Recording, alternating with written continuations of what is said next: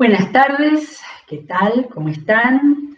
Parece que se va viniendo el tiempo fresco y se acerca ya el invierno, aunque estamos hoy a 2 meses del otoño, ¿sí? Así que 3/4 del otoño ya vivido. Pero seguimos juntos con este canal que cada vez tiene más gente y que seguimos trabajando para que nuestra iglesia esté acompañada, formada, por todas las formas posibles, con una gran cantidad de diferentes actividades y presencias, y nosotros que acá estudiamos la Biblia.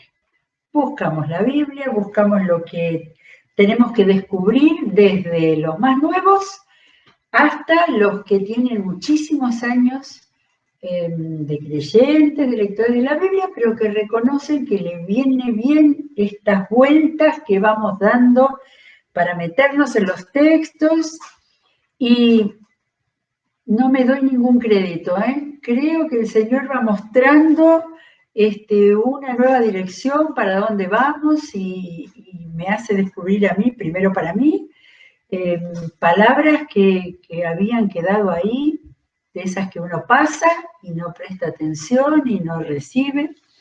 Así que estamos ahora metidos en el Sermón del Monte, nada más y nada menos. Pero ayer, como me pasa muchísimas veces, me queda algo dando vuelta, como diciendo, no redondeamos bien, no sé si esto quedó bien claro, porque yo no sé lo que queda en cada uno. Seguramente cada uno ha hecho un proceso, una revisión, un recibir y rumiar para que Dios le hable de alguna manera. Pero bueno, el pensamiento que me quedó es este: qué importantes son las bienaventuranzas o estas frases tipo proverbios en las cuales se dice dichosos a los que forman parte del reino de Dios. Y no sé si lo dije ayer, pero la palabra que me vino, que estas 8 características son como el identikit del cristiano. El identikit del cristiano. Un cristiano, entre muchas otras cosas, pero debiera tener estas características, estas virtudes y estas actitudes, ¿sí?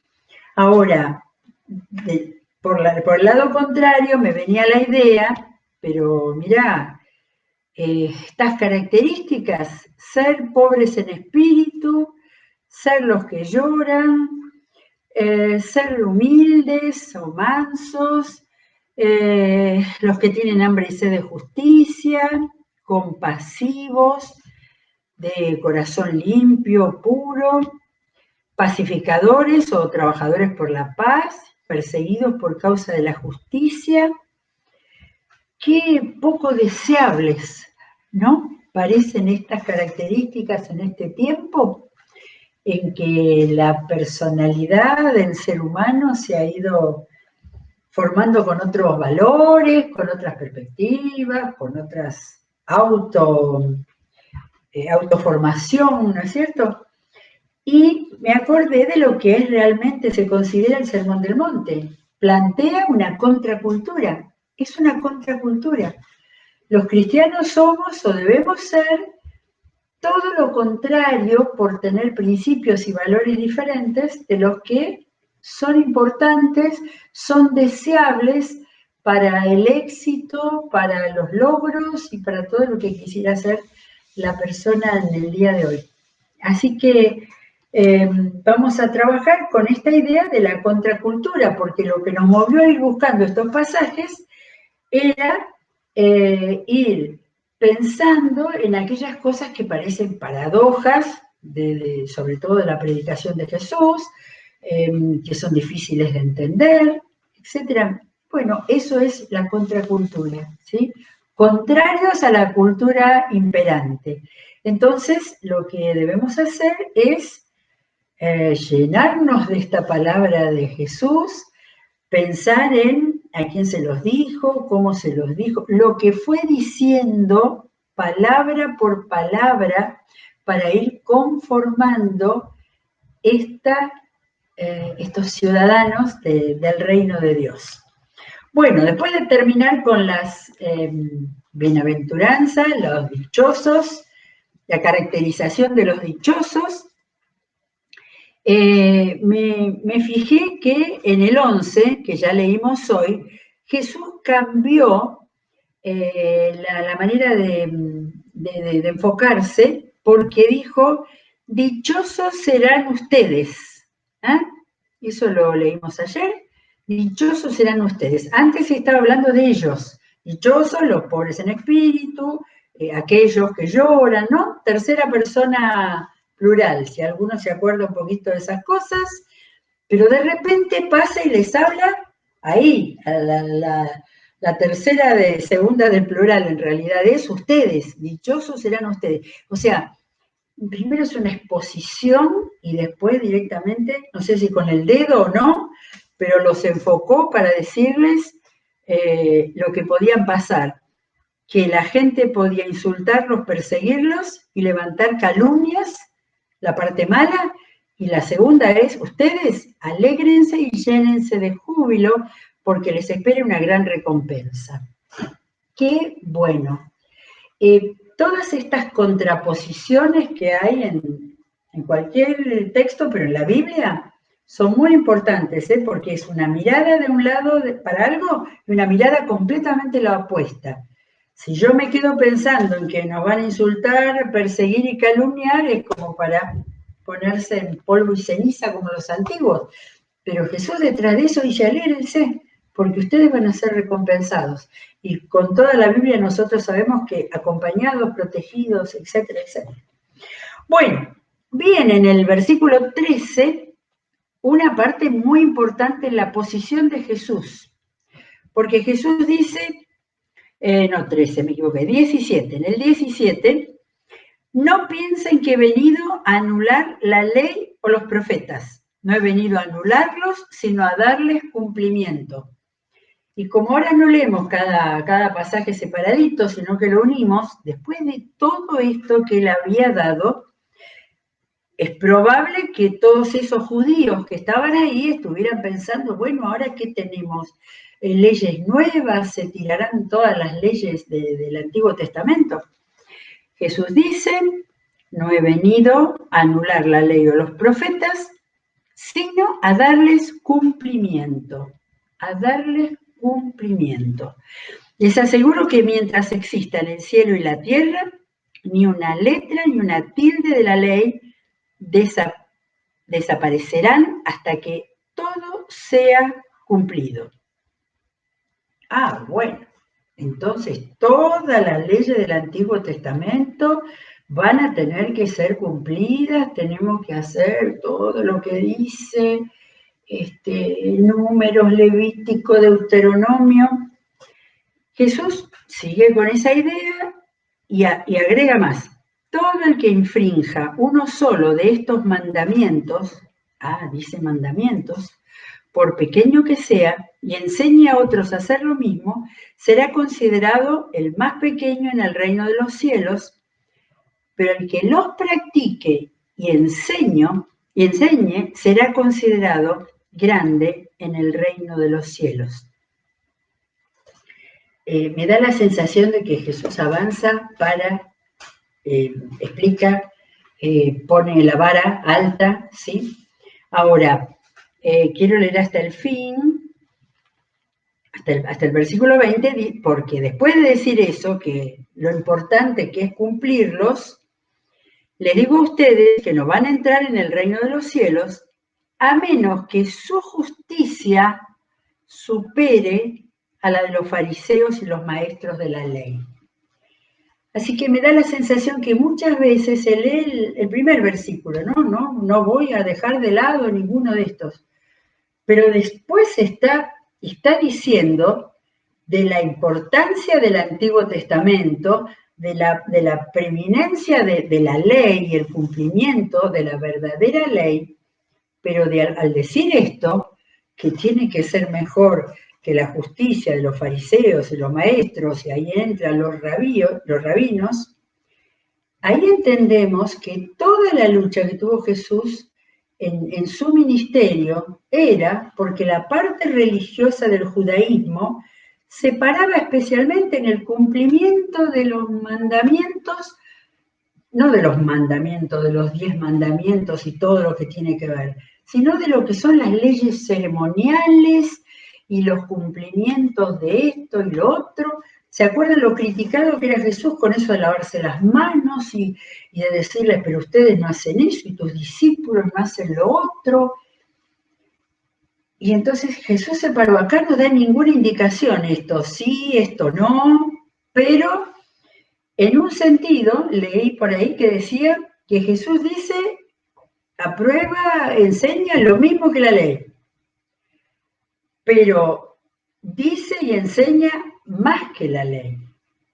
Y abroga, con palabras o con hechos, la ley que no era más que ritos ceremoniales que tenían cautivados el corazón de los judíos, de los que venían del Antiguo Testamento. Por eso es que de alguna manera se puede decir que Jesús abroga la ley del sábado, porque para ellos el sábado era más importante que todo, ¿sí? Por ahí habla, dice que ustedes dejan de atender a los padres para cumplir de repente una ley que los tiene atados, que creen que esa ley los justifica.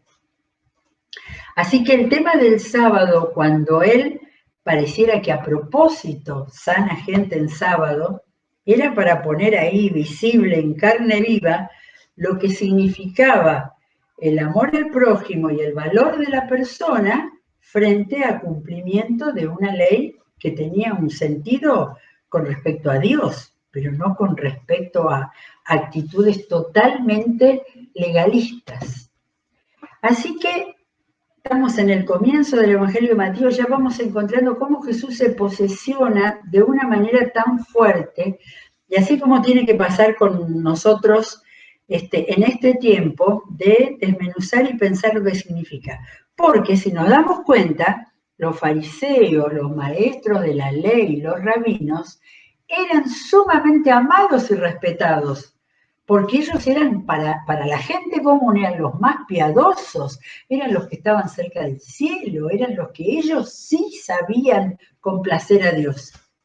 Así que Jesús se para de una manera con estas palabras que está empezando a mostrarles que realmente el propósito de Dios era que la ley se cumpliera, pero no que se transformaran en cumplidores legalistas que creían que se justificaban nada más que por las cosas que hicieran, ¿no? Ese tema de agradar a Dios nada más que haciendo cosas, ¿sí? Lo tenemos lleno en el Antiguo Testamento. ¿Se acuerdan todo lo que decían los profetas de parte de Dios? Quiero misericordia y no sacrificio, basta de esos sacrificios que son nada más que la religiosidad. Nosotros en un país, entre comillas, cristiano, sabemos lo que es la religiosidad, de cumplimiento y no de seguimiento de Jesucristo. Bueno, y después, del 21 al 48, tenemos los que han sido llamados 6 casos que Jesús toma para hablar de las leyes y de cómo se cumplen o no se cumplen, o hasta dónde se cumplen. No tenemos demasiado tiempo, pero las vamos a pasar así rápidamente. Los principios con los cuales, ahí sí que Jesús levanta la vara, ¿eh? El homicidio. Ustedes han dicho que se dijo a sus antepasados, no mates. Mandamiento, claro que sí. Y todo el que mate quedará sujeto al juicio del tribunal. Pero yo les digo que todo el que se enoje con su hermano quedará sujeto al juicio del tribunal. Bueno, acá ya no era cuestión de matar, ¿sí? Acá Jesús se estaba metiendo en los pensamientos y en las palabras. Es más, que cualquiera que insulte a su hermano quedará sujeto al juicio del consejo, ¿no? Esto no era muy importante si iba a ser llevado a un tribunal o no. Lo importante era que había un principio que Jesús estaba estableciendo por encima de solamente el cumplimiento del mandamiento. Acá viene algo que ya hemos leído en un momento y que me gustaría verlo en otro tiempo para ver otro detalle del lenguaje de Jesús, pero lo de si estás presentando tu ofrenda en altar y te recuerdas que tu hermano tiene algo contra ti, deja tu ofrenda allí delante del altar, ve primero, reconcíliate. Acá no estaba hablando de cumplimiento solamente de no matar, estaba teniendo una actitud humana de perdón y reconciliación que superaba todo lo que esa gente había escuchado en su vida. El segundo es el adulterio, que está bravo también, porque acá es otra cosa que levanta la vara, ¿no? Es decir, se ha dicho en los mandamientos, no cometas adulterio, pero les digo que cualquiera que mire a una mujer, y ahora tenemos que decir a un hombre para adaptarlo en este tiempo, porque somos todos iguales, y la codicia ya ha cometido adulterio con ello en su corazón. Así que ya el cumplimiento de la ley iba más allá que todo lo que se les había ocurrido hasta ese momento, ¿sí? Lo que viene ahora de si tu ojo te hace pecar, sacárselo, lo vamos a analizar con estas figuras del lenguaje que Jesús usaba. Porque si esto fuera real, que Jesús lo pedía, el mundo estaría lleno de tuertos, mancos, cojos y todo eso, porque Jesús se estaba metiendo hasta el fondo de los pensamientos. Está el tema del divorcio también. Después vienen los juramentos, muy interesante, muy caro al corazón oriental y hebreo. También han oído que se dijo a sus antepasados, no faltes a tu juramento si no cumple con las promesas al Señor. Y Jesús eso lo iba a cumplir a rajatabla porque la palabra era fundamental, ¿sí? ¿Qué le pasó a nuestra civilización que hoy la palabra no vale nada? Pero te digo, no solamente porque ellos consideraban que no había que hacer promesas al Señor, pero yo te digo, no juren de ningún modo, ni por el cielo porque es el trono de Dios, ni por la tierra porque es el estrado de sus pies, ni por Jerusalén porque es la ciudad del rey. Tampoco jures por tu cabeza porque no puedes hacer que uno solo de tus cabellos se vuelva blanco o negro. Yo estoy segura que Jesús sabía que en el futuro la gente se iba a teñir, pero en ese momento no correspondía explicarlo porque no lo iban a entender, ¿sí? Pero él sabía todas las cosas. Y acá un principio espectacular, para los negocios y para todas las relaciones. Cuando ustedes digan sí, que sea realmente sí, cuando digan no, que sea no. Cualquier otra cosa proviene del maligno. Sí, fíjense, ya Jesús estaba metiendo la figura de Satanás en su enseñanza. Y las dos últimas temas, casos, que lo llaman casos, son los más importantes y son los más fuertes de todo. Ay, miren que era fuerte todo lo anterior, pero estos eran tremendos. Vamos a leerlos despacito. Ustedes han oído que se dijo ojo por ojo y diente por diente. Claro que sí, está ahí está en la Biblia, en el Antiguo Testamento. Pero yo les digo, no resistan al que les haga mal. Si alguien te da una bofetada en la mejilla derecha, vuélvele también la otra.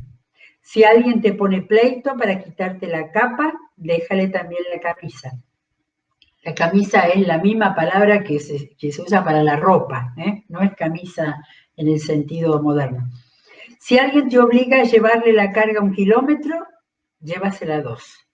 Al que te pida, dale, y al que quiera tomar de ti prestado, no le vuelvas la espalda.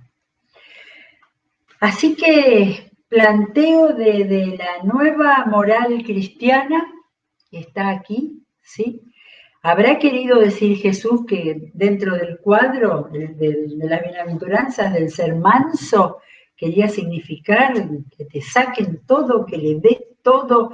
Ha habido gente, San Francisco de Asís tomó en tiempo una cosa así radical hasta el extremo de decir, es decir, lamentablemente hoy alguna de estas cosas se menciona como una broma, ¿sí? Como algo que nadie haría, ¿sí? Pero lo que Jesús estuvo enseñando era un principio, un principio, y todo esto estaba como dando ejemplos muy claros, muy evidentes, de que no estaba él propiciando que nadie dé todo ni pierda todas las cosas, pero sí que tenga un principio de vida en el cual el otro sea importante y que haya una actitud frente al otro que es injusto también. Creo que el mundo sería muy diferente si cada uno tuviera una actitud cercana a esto sin que estuviera nada más de protegerse y en lo posible hacerle el doble del mal al otro. Ahora, de todas estas cosas, nosotros vimos una, porque a Simón de Cirene vino un soldado y le sacó la cruz a Jesús porque vio que Jesús se iba a caer y se la puso de prepo a Simón de Cirene. Era una práctica que había muy normal, de que podía venir alguien de las fuerzas militares para hacerlo servir a alguien aunque no quisiera, ¿sí? Así que ellos entendían estas cosas, las entendían como una actitud. Y el tema de ojo por ojo, diente por diente, era la venganza. Lo que estaba diciendo Jesús, no se venguen, y si puede ser, sean mejores que la otra persona que les hizo daño. Y la última todavía es más fuerte. Miren que viene fuerte todo esto, ¿eh? Miren que son exigencias fuertes, y la que viene ahora es peor. 43. Ustedes han oído que se dijo, ama a tu prójimo y odia a tu enemigo. Pero saben que odia a tu enemigo no lo dice la Biblia en ningún lado en el Antiguo Testamento. Así que se cree que es posible que estos copistas y escribas que paso a paso fueron copiando las escrituras, que a alguno le pareció interesante poner eso, ama a tu prójimo y odia a tu enemigo. Porque ustedes han oído que se dijo, ama a tu prójimo. Sí, yo quiero saber cuántos saben dónde dice ama a tu prójimo en el Antiguo Testamento, ¿sí? Levítico 19, miren, desde el 17, maravilla de la ley judía, que uno le pone cosas mucho más negativas de las que tiene. En el 17, Levítico 19 dice, no alimentes odios secretos contra tu hermano, sino reprende con franqueza a tu prójimo para que no sufras las consecuencias de su pecado. No seas vengativo con tu prójimo, ni le guardes rencor. Ama a tu prójimo como a ti mismo. Yo soy el Señor. Márquenlo, por favor. Levítico 19, 18. De manera que ya estaba en la ley esa, ¿eh? Sin embargo, como pasa con todos los grandes, con los mandamientos, se van debilitando. Pero Jesús no terminó ahí, no terminaba cortito cuando tenía muchas cosas que decir. Pero yo les digo, amen a sus enemigos, amen, y oren por quienes los persiguen. Ya ahí va subiendo, ¿eh? Para que sean hijos de su Padre que está en el cielo. Casi diciendo para que sean los bienaventurados de la página anterior, ¿eh? Para que sean hijos de su Padre que está en el cielo. El que hace que salga el sol sobre malos y buenos y que llueva sobre justos e injustos. Así que la explicación de Jesús a eso que estaba pidiendo, que amen a los enemigos, al prójimo, dice, amen al prójimo, amen a los, primero dice amen al prójimo, pero después dice amen a los enemigos y oren, a ver, no por quienes los persiguen, cada vez iba más a fondo, Dios mío. Amen a sus enemigos y oren por quienes los persiguen. Y la razón es porque Dios no hace acepción de personas. Y entonces ahí dijo eso tan hermoso, que Dios hace salir el sol sobre buenos y malos.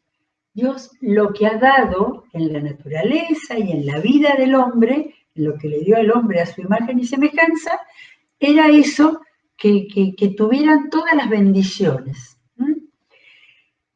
Y Jesús ahí, acá se pone un poquito más claro, ¿no? Si ustedes aman solamente a quienes los aman, ¿qué recompensa recibirán? Son iguales a todos. ¿Acaso no hacen eso hasta los recaudadores de impuestos? Pobres recaudadores de impuestos, eran lo peor de lo peor en la sociedad, al punto que Jesús lo ponía de ejemplo. ¿Sí? Aquellos que cobraban, le sacaban la plata a los judíos para darle los impuestos a los romanos. Esos temas siempre han sido muy sensibles a los seres humanos que no quieren pagar impuestos.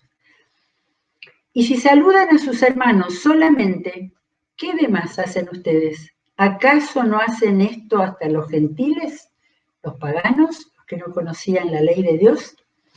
Y bueno, y el remate, versículo 48, el remate es tremendo.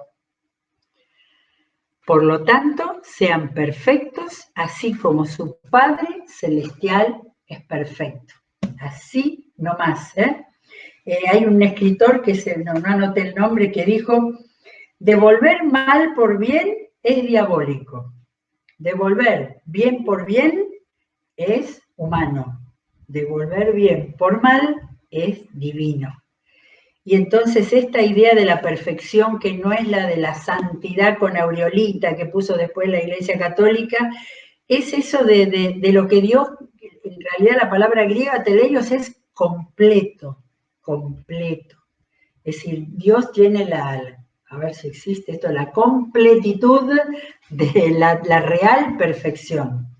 Pero Dios creó al hombre a su imagen y semejanza, y el hombre tiene la posibilidad de, con esta plataforma de su vida y con estos principios, realmente tener ese sentido de ser completo a la imagen lo más posible de la perfección que tiene Dios.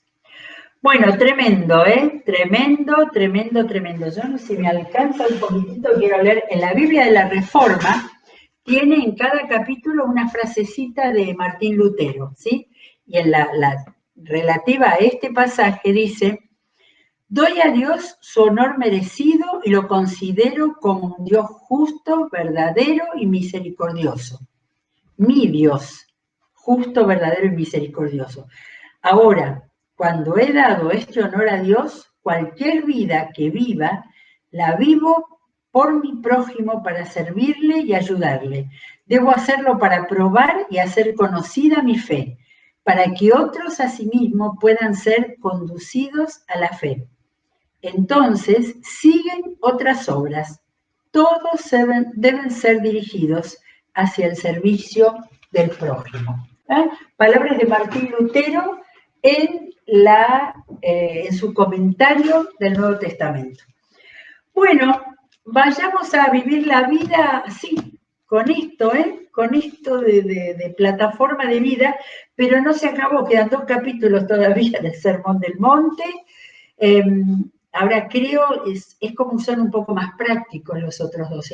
Este primero, capítulo 5, era el identikit del cristiano que Dios quiere para ser un verdadero ciudadano del reino de los cielos. Terminamos por hoy, que Dios los bendiga, que atesoren la palabra, que sigan todo el día hasta el final del día con la programación de nuestro canal. Hasta mañana.